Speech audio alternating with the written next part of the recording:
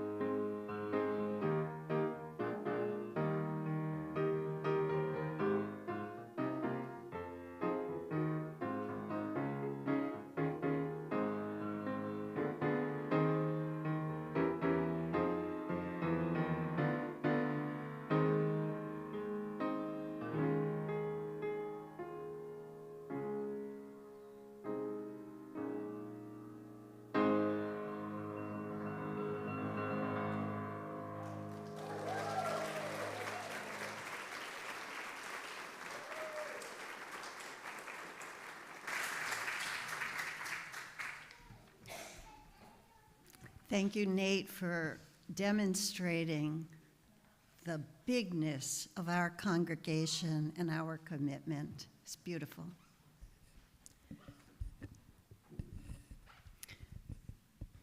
In preparing to assist Reverend Ken this morning, I read an essay by Bernie Loomer that captured my imagination. It is entitled, "Size is the Measure." And in it, he redefined spiritual maturity as the relational power to be deeply influenced by others while maintaining one's own integrity. The work critiques traditional linear power, defined as dominating others while resisting influence, in favor of a larger soul capable of embracing life's ambiguities and contradictions. These are indeed troubled times. Can we love those we hate for who they might have been before life shaped them cruelly? There is ambiguity there. So this morning, we light our chalice as we contemplate what it means to believe in the inherent worth and dignity of everyone.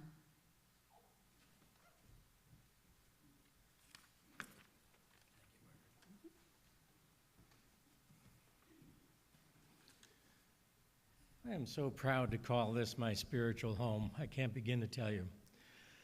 It's a thrill to retire from active ministry and be a parishioner. But every now and then I get a chance to tell you about it. My mom, Lucille Judith Vinge, was born on a small farm in eastern North Dakota, Mayville by name. Her family, her father and mother, were direct migrants from Norway. The whole community was Norwegian. When I met the family, they all referred to me as Canute.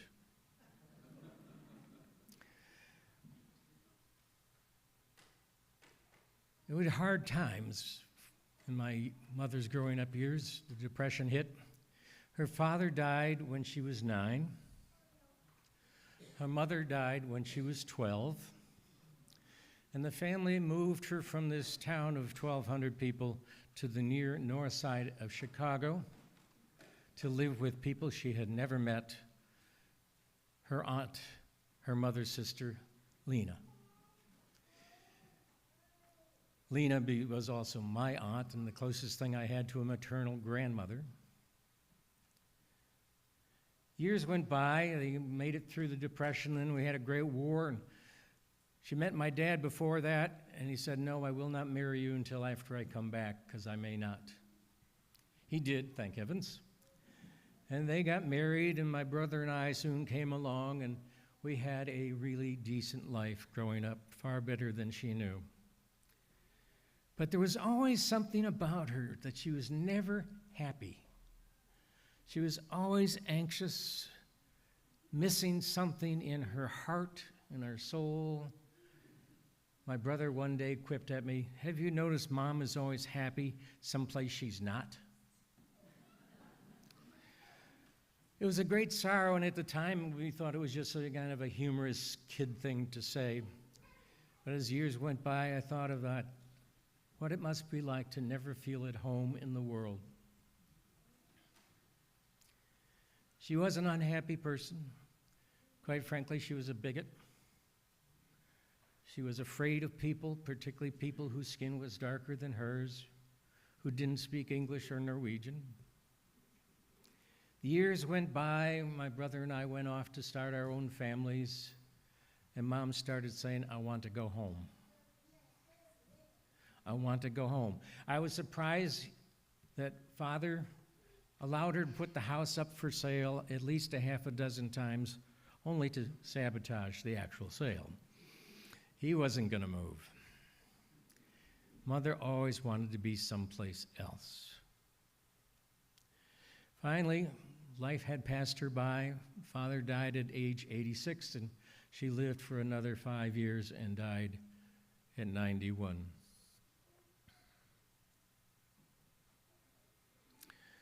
My brother and I discussed where shall we inter their remains. I said, she's always wanted to go home. So I took her remains and my father's, and I drove up to Mayville, North Dakota, one August, 5 years ago, and I spread her ashes on the graves of my maternal grandparents, Anton and Anna. And I said at the time, Mom, you're home now. May you truly rest in peace.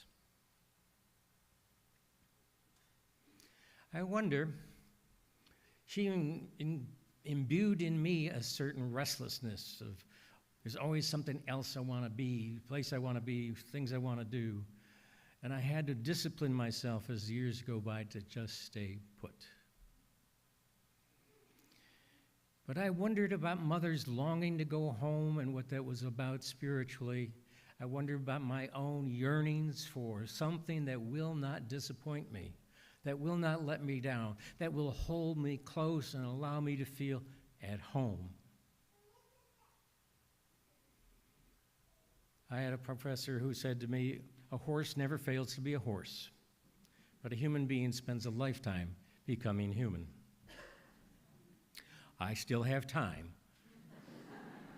as do you. So I wonder if this is why we come to church now and then with this as the reason to find a spiritual home as well as a loving community such as this one, a place where we will not be disappointed to be alive, that we know we matter, and it is good to be alive. Welcome, my friends, to this celebration of life. We celebrate all its joys and its miseries and its possibilities and its disappointments. But life is good. May we always be so blessed to recognize that. And amen.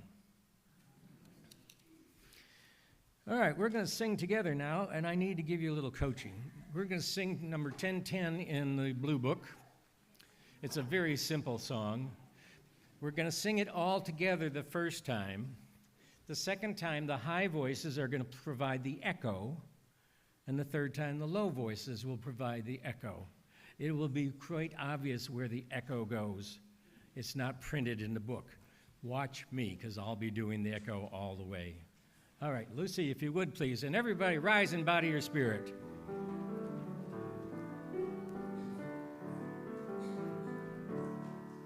We give thanks for this precious day, precious day. We're gathered here,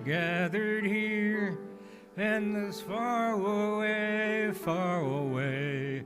when this time we share with love and care, Well, we give thanks, for this precious day, for this precious day. All right, high voices, follow me on the echo. Here we go. Oh, we give thanks, for this precious day, And we're all gathered here, and those far away, for this time we share, with love and care, Oh, we give thanks for this precious day. Low voices. Oh, we give thanks, this precious day, For we're all gathered here, and thus far away, for this time we share with love and care, Oh, we give thanks for this precious day, Let's do that one time more. If you think you want to do the echo, do it. If not, don't worry about it. If you would, please, Lucy, one more time. Oh, we give thanks with this precious day, gathered here, and those far away, with this time we share, with love and care, oh, we give thanks this precious day, for this precious day. Please remain standing for the affirmation.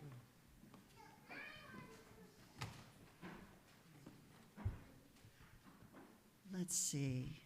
Do we want to face each other? All right, let's face each other.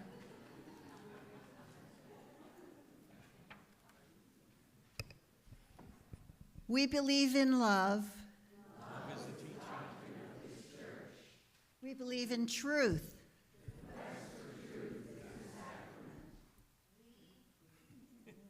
We believe in helping others. We believe in the sacredness of life.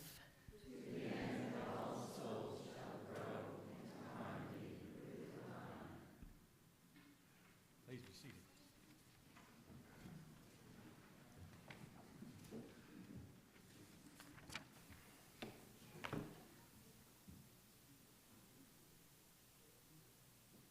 Hi, kids.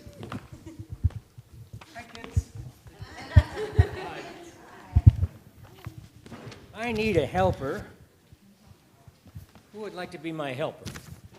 Can you be my helper? No? You gonna help me, honey? You can help me. All you gotta do is hold this thing. Can you hold that for me? No, not that. This. You're gonna have to put that one down. Okay. There you go. Okay, you take it now, and you got to hold it right here so my voice will go into it. Can you do that? Okay, not you, me. All right. There is a playground rule. Sticks and stones may break my bones, but names will never hurt me. You ever heard that one before? It's wrong. Sticks and stones will indeed break your bones, but names, they really hurt. Have you ever been called ugly or stupid on the playground? Have you ever been called lazy? No good? Oh, I'm glad. He's shaking his head no. Well, one of the ways we can help with that, there's just something about people, we need to call each other names. And sometimes it's best to remember that calling each other good names heals and makes us feel better. So, Margaret, if you would be good enough to hold the microphone, because I need both hands for this. All right, we're going to do a little game, first with the little ones. Can you listen and help me out here? Maybe not. All right, what I'm going to do, and maybe the moms and dads can help, I'm going to say something, clap my hands 3 times, and you say it, okay? Here we go. It's okay for me to be me. It's okay to be me. I am smart. I am strong. I can do it. I am beautiful. I am lovable. I am loving. And I am safe. All right, thank you. Now we're going to ask the rest of the for all ages to really pitch in this time. I want to hear from the big choir. Okay, here we go. Same thing, I'll say something, you repeat it. Got it? Here we go. My ideas matter.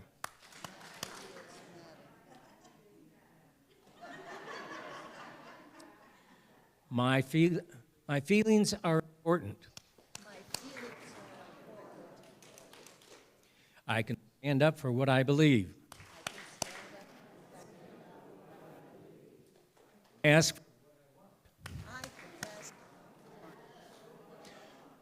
Today, I'm a leader. Clap, then speak. It's not that difficult. I believe in my goals. Primo. I can do tough things. And perhaps most importantly, I can love others. All right. So when we say things like that to ourselves and to our friends, we feel good. So practice feeling good. Tell your mommy and daddy, I feel loved. I feel loved, yes, indeed. You feel loved today? You should. All right, let's sing our kids off to their regroupings.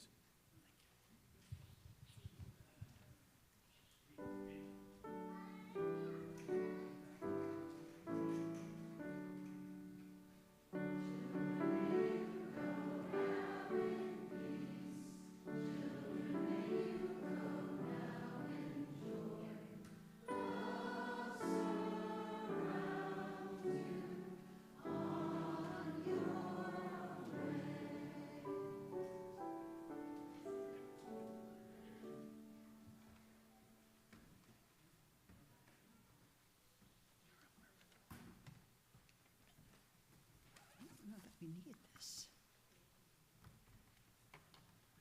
I think we've already really been welcomed, and I'm not sure that we need this, but certainly we are so happy to see you this morning with all the traffic around the Pan Mass Challenge, and we are grateful for this community, which is the community that really attends to saving the world while we're saving ourselves. Welcome this morning to First Parish Brewster. This morning's offering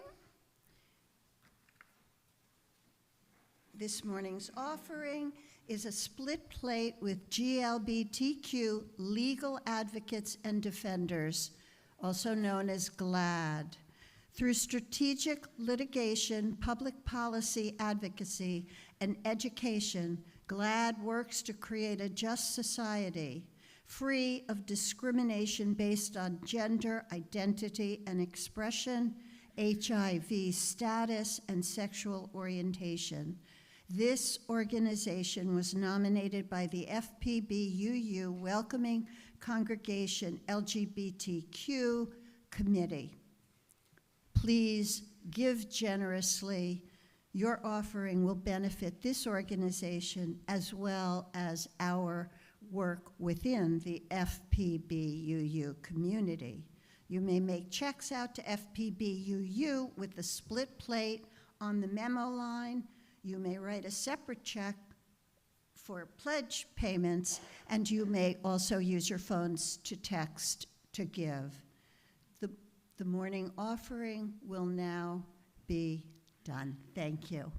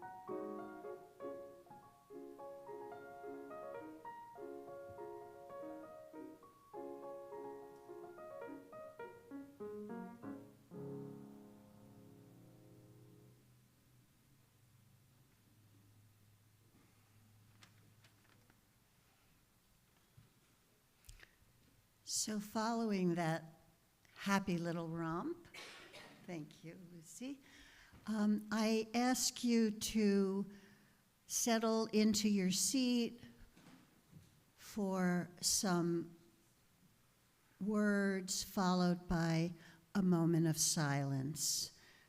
If you're comfortable, plant your feet on the ground, tilt your head down, or close your eyes, and take some deep breaths with me just to get into your body.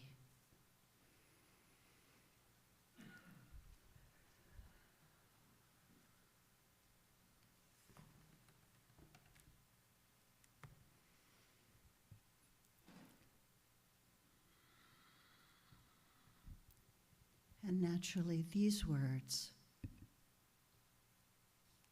by Mary Oliver. You do not have to be good. You do not have to walk on your knees for 100 miles through the desert, repenting. You only have to let the soft animal of your body love what it loves. Tell me about despair, yours, and I will tell you mine. Meanwhile, the world goes on.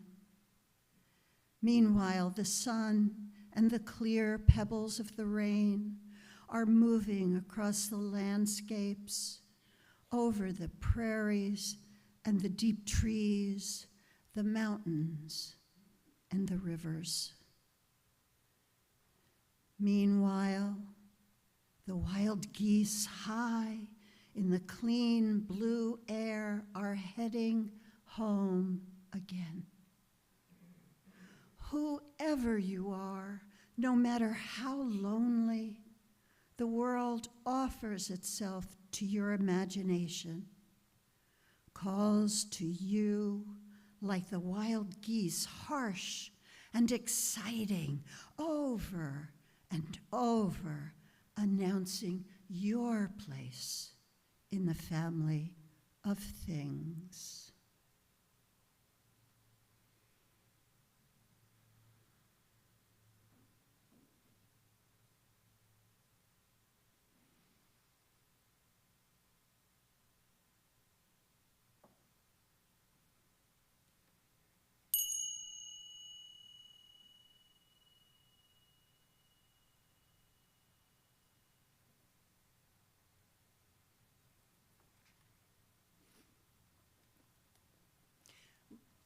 Would you rise, please, and join us in singing hymn 123, Spirit of Life.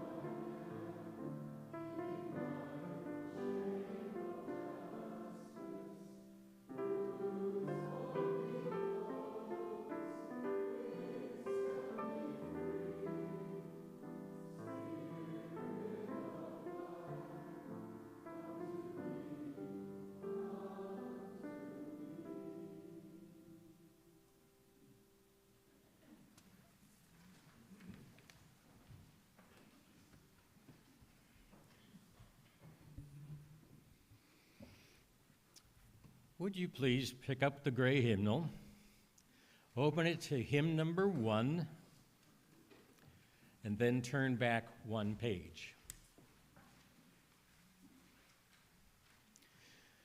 On that page, you will find the 1985 attempt to describe Unitarian Universalism in a few but yet too many words.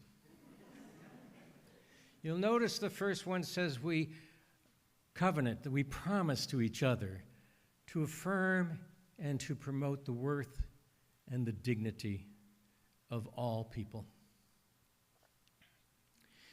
We changed that document a few years ago and finally got honest with ourselves and put love, our core teaching, from which everything else arrives. Respect for others is a form of love. And the question this morning is, how do we love all people? Easier said than done. Cooperate. When we talk about the inherent worth of a person, what do we mean? Well, we might mean something like, this is who they really are at their core of their very being, the essence of themselves, the innate part of what they are as a human being. So far, so good.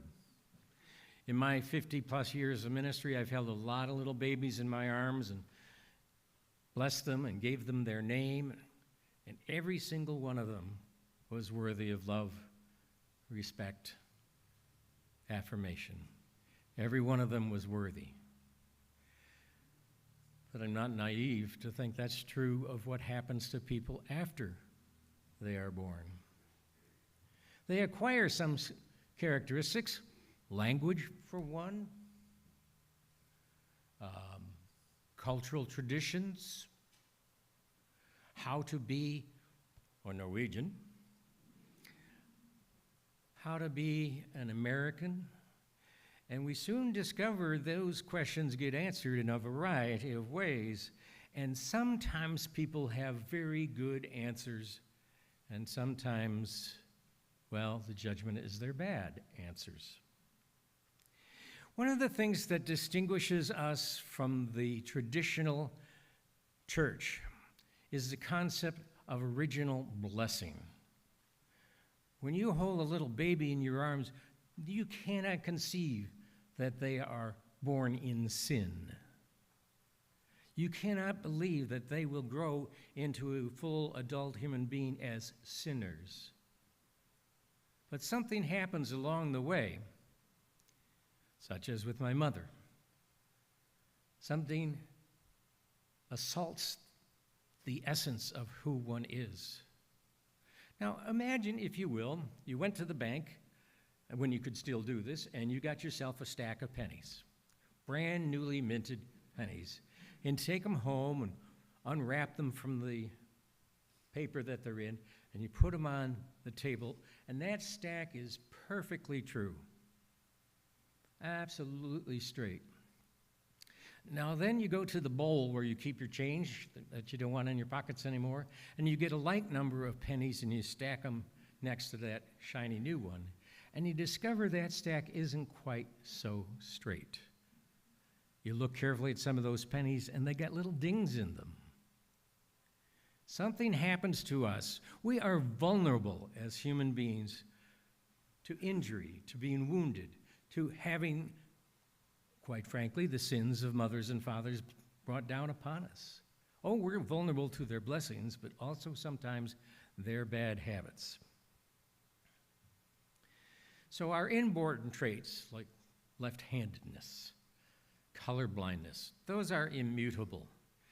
But almost everything else about us, well, we learn it. As the song said from South Pacific, it takes a lot to teach a child to hate. Unfortunately, so many children are indeed taught that.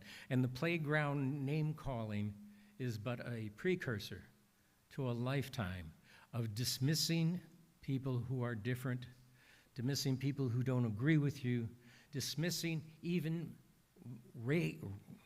just screaming against those who have different values than you have. Sometimes the things we learn are really quite fun and innocent. The story is told of the young couple, their first Easter together, and they decide to have a roasted ham, and the husband says, I'm going to cook the ham. And so they do their meal preparation together, and it comes time to put the ham in the oven. He gets out the roasting pan, he puts it on the cutting board, and he cuts off both ends of the ham, and then he puts it in the roasting pan. Now, his wife thought that was kind of odd. Said, why'd you cut the ends off? Said, I don't know. That's what my mom did. Fair enough. Well, another year goes by. I don't discuss it any further, and they're at his mother's house, and they're having ham, and sure enough, go in the kitchen, they're all pitching in together, and Mom slices off the ends of the ham. And daughter-in-law says, why do you do that? I don't know. That's why my mom did it. It's what she taught me to do. Well, not so long thereafter, they're at Grandma's house. Daughter-in-law says, Mom, why do you cut the ends of the ham off? Oh, that's easy. Come with me. So they all go traipsing into the kitchen. She reaches into the closet where the roasting pan is kept, and it's smaller. You see, if you don't cut off the ends of the ham, it won't fit. Many of the traits we acquire are of that ilk. They're odd, they're unique, they're mostly benign, part of our character that makes us who we are. But sometimes we acquire traits that aren't quite so benign. We get wounded, our soul stops growing, and our penny stack starts to bend. It's pure and straight when you first open it up, but then we get, if we're lucky, we get lots of kisses, and that penny stack just keeps going straight, each time we add a new penny. But sometimes we don't get kissed and hugged. We get kicked, we get clobbered, we get hollered at, we get shamed, we get scolded, and that has a little bit of a ding in our otherwise pure growing up state. Now, if that happens early in life, and if it happens severely in life, that penny stack is going to keep tipping. And you're going to compensate and spend the rest of your life trying to stand up straight, in your soul at least. And then if you get clobbered yet again, you're going to be wobbly still. When Neil put the picture I sent, I said, well, I wanted to talk about bending those pennies, but not quite that severely. But it's a good image to think some people get minor dings and they compensate for it. They go on through life, and it's just kind of a fun little oddity. He always has to have his books lined up in alphabetical order. The steak knives all have to point to the left, not to the right. Other people shoplift. Kids on the playground hit one another. Sometimes the dings hurt us in such a way that all we know to do is to hurt others. I like to think of these moments in our lives when we get hurt in some way. As bad as a physical hurt, if you break your arm, you can tell the weather the rest of your life. If you break part of your soul, that's a wound that it's hard to get a hold of as to know what it is. I like to think of these kinds of dings as anxiety prisms. We get stuck. Prisons or prisons? Thank you. I think I mispronounced it. Prisons. Thank you, Carl. Prisons.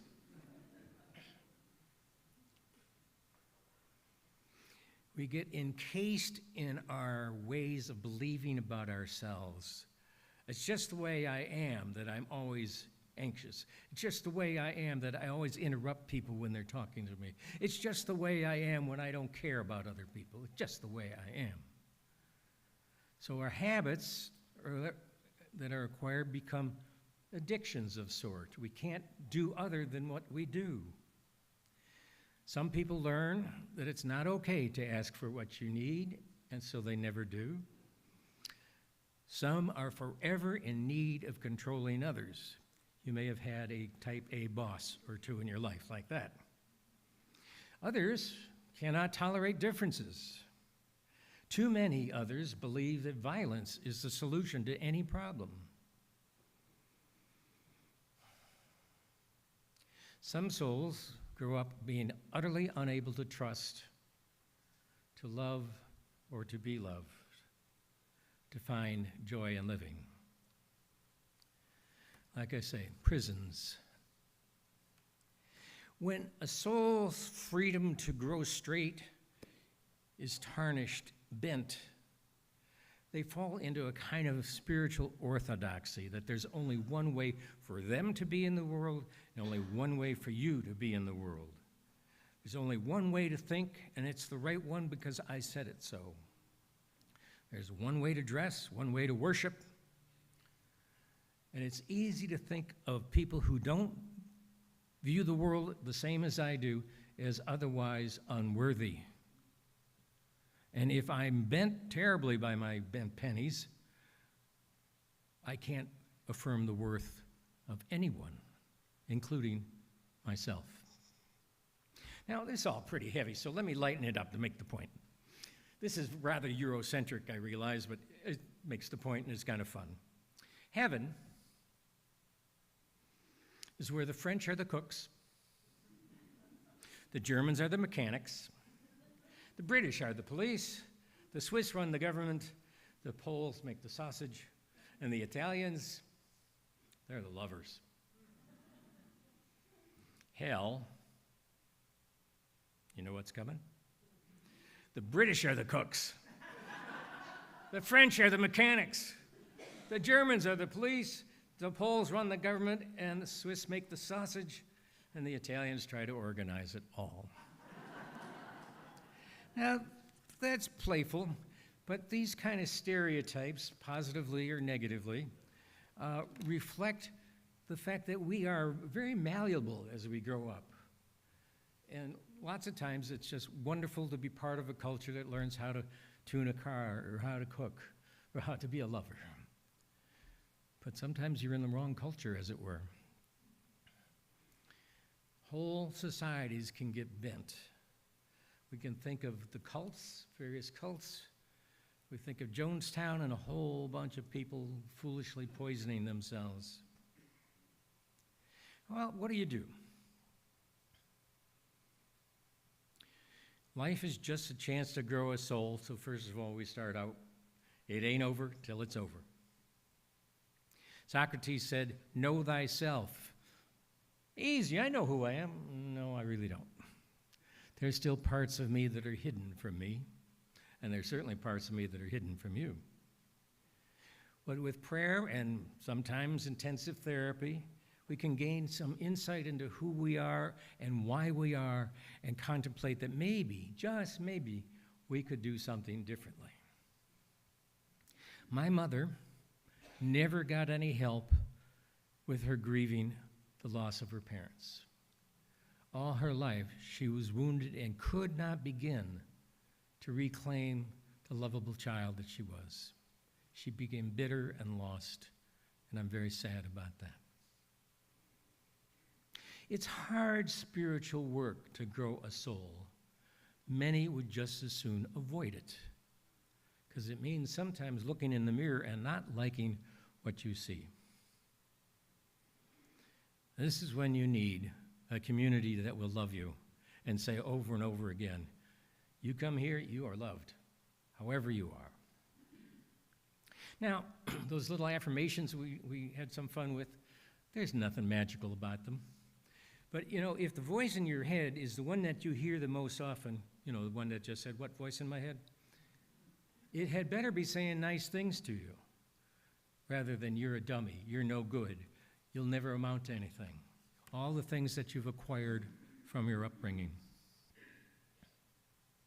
Sometimes we use rosaries and prayer cycles. We use meditation and the Psalms. Sometimes we just write down daily blessings. And this is your homework for this week. Sometime, sit down one day, particularly when you're just sort of, and write down 5 blessings. I am enough. I am courageous. I give my day my very best, and so on. I can get along with difficult people, and I'm okay just being here. You need to remind yourself of your goodness, and this is one way to do it. St. Augustine once wrote, "By the reason of my infirmities, I have learned the art of compassion." We can know our own pain and transform it into goodness. We can also see that others are in pain and not let that be our whole definition of who they are. There's something about the thought of Christian mercy that we have been made for the divine, and our heart is restless until it rests in the holy. Well, here's the hard one. Our faith calls us never to give up on others, to affirm the worth and dignity of all people at all times. How do you do that? How can you possibly do that? It's easy to love the lovable, but what about those who are anything but? Can we see how they got bent in the course of life? Can we unbend their stack, or even just prop them up in some way? Said less elegantly, how do we love the self-focused, selfish bozos and the mendaciously mean-spirited? How? How do you love a Pol Pot or a Ted Bundy, a drug addict, a drug dealer? How do you love a thief, a cheat, or a liar? How do you love someone that is an abuser of children? This is the question I put to myself. Recently, I had just one of those trivial encounters. Somebody cut me off in traffic, and I let loose a certain amount of unclergy-like profanity. And about 15 minutes later, the same thing happened again, and I said, oh, they must be having a hard day, or they're unsure of where they're going.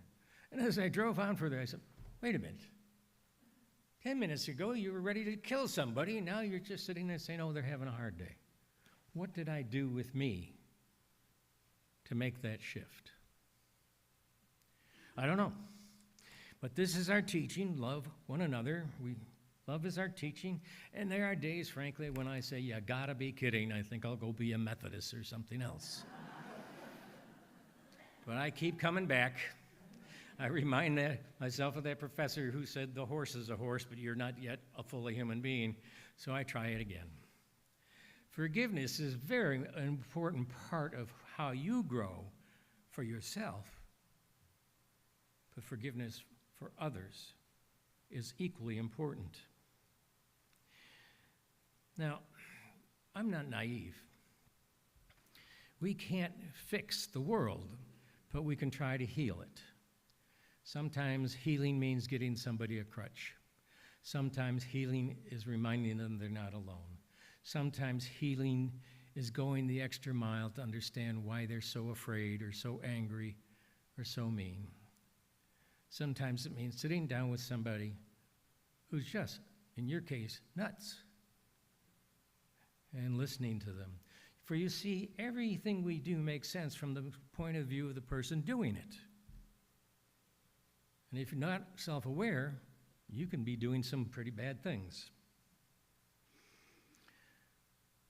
So life's just a chance to grow a soul.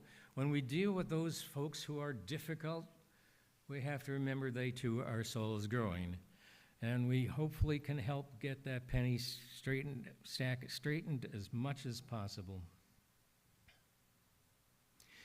But sometimes we just reconcile ourselves to the following. I was walking through the jail grounds in Fort Myers some years ago, and I was talking to the jailer who had been there for 18 years, and I said, after all these years and seeing people come into your jail time and time again, and some leaving, what's your view of human beings? 99.99% of human beings are good and decent. Some of those other human beings make mistakes, and they have to pay for their mistakes. And we take them off the streets for a while, and they learn their lesson, they go away, and we never see them again. Oh yes, there are those who never quite learn the lesson, and we see them often. And then he said the most powerful thing to me. There are some people who are so broken, nothing we can do can help them. And so what we do is we protect them from themselves and from others, and they stay in jail. That leaves you feeling very humble when you think about trying to help somebody who's having a hard time. So love is the core teaching of the Free Church. It's what we try to learn how to do here. You know, it says love is the doctrine. Can somebody tell me what the English version of the word doctrine is?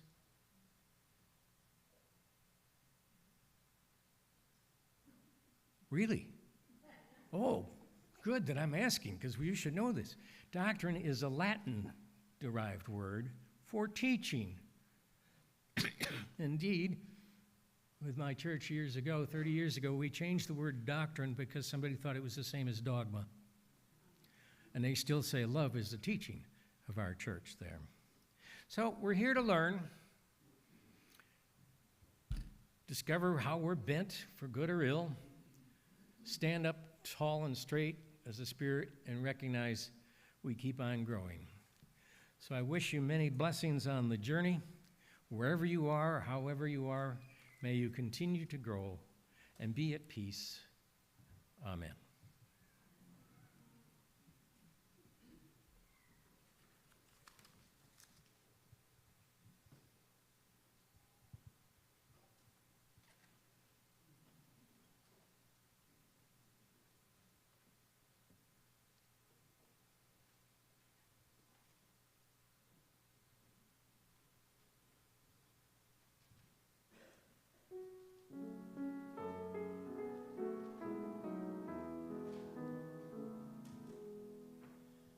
How could anyone ever tell you that you're anything less than beautiful? How could anyone ever tell you that you're less than whole? How could anyone fail to notice that your loving is a miracle? How deeply you're connected to my soul. Now we're going to sing this again. Some of you know that it's in the Teal hymnal, but you're not allowed to take out your hymnals. If you don't know the words, listen to me and do your best to sing along. It's not important that you get the lyrics all in there. It's important that you live them in the moment. And what I mean by that is, look around at the people around you as we sing. And we'll do it twice through together. The first time we'll sing it strongly, and the second time we'll sing it softly and quietly to each other. And if you're sitting with a significant other that you came here with, don't only sing it to them, because they already know that you think they're beautiful. Also sing it to the people in front of you and behind you and across the aisle from you. That's some scary shit.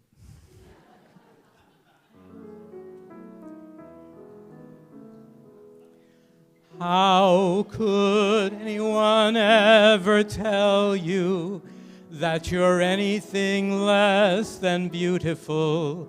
How could anyone ever tell you that you're less than whole? How could anyone fail to notice that your loving is a miracle? How deeply you're connected to my soul. How could anyone anyone ever tell you that you're anything less than beautiful? How could anyone ever tell you that you're less than whole? How could anyone fail to notice that your loving is a miracle? How deeply you're connected to my soul.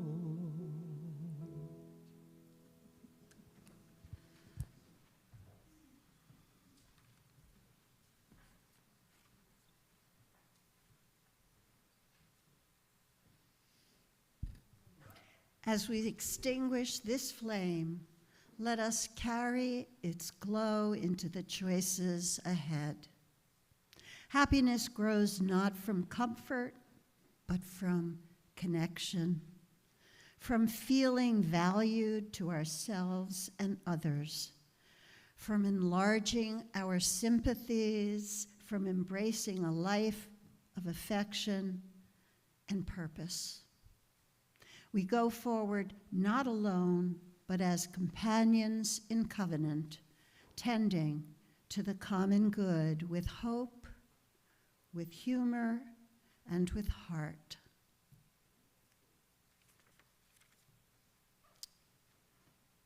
Closing hymn, please rise and join us in hymn number 331 and remain standing for the benediction.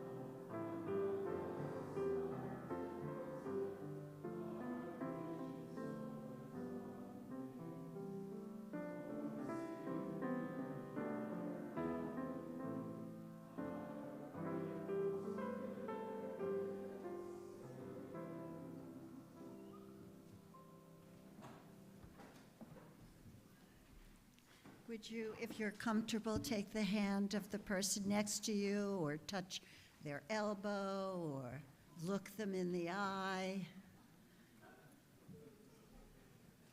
Blessings shall follow us.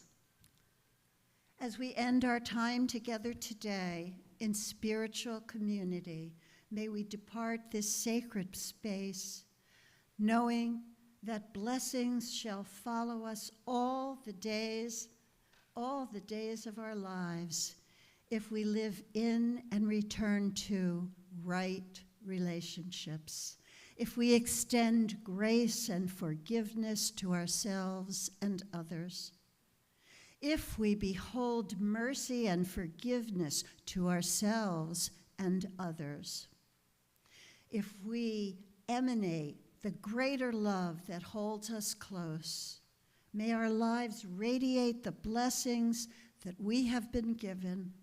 May kindness and compassion fall gently from us. May there be peace in the world, and may it begin again with us. Amen. Go in peace.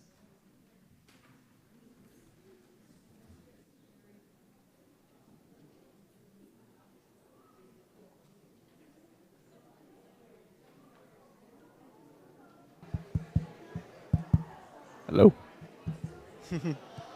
Hello? Oh. That's all right. Oh. Hello? Yeah, all right.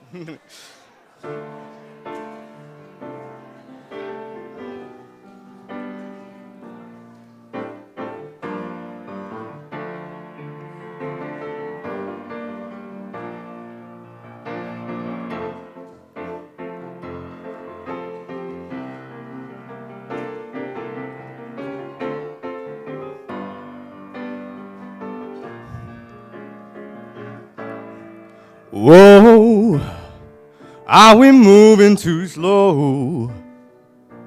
Have you seen us, Uncle Remus? And when Helen out and on, and then we're dead and falling all grown. It ain't bad in the day if they squirt it our way, except in the winter when it's froze. And it's hot if it hits on your nose.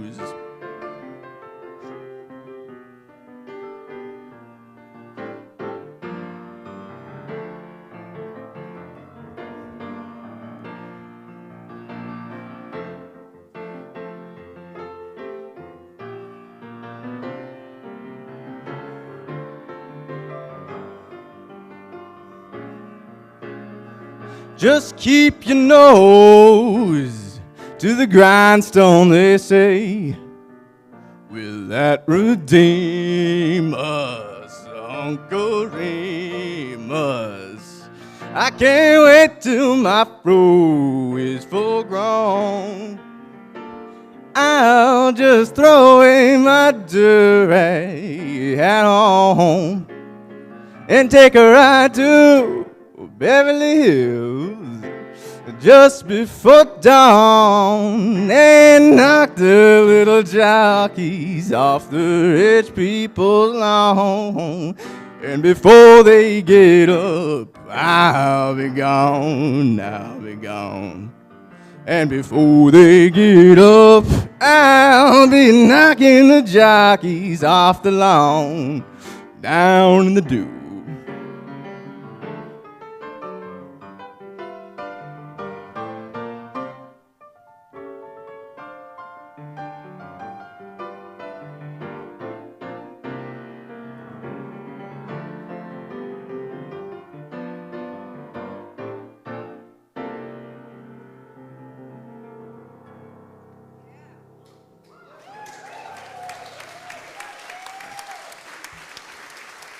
Thank you.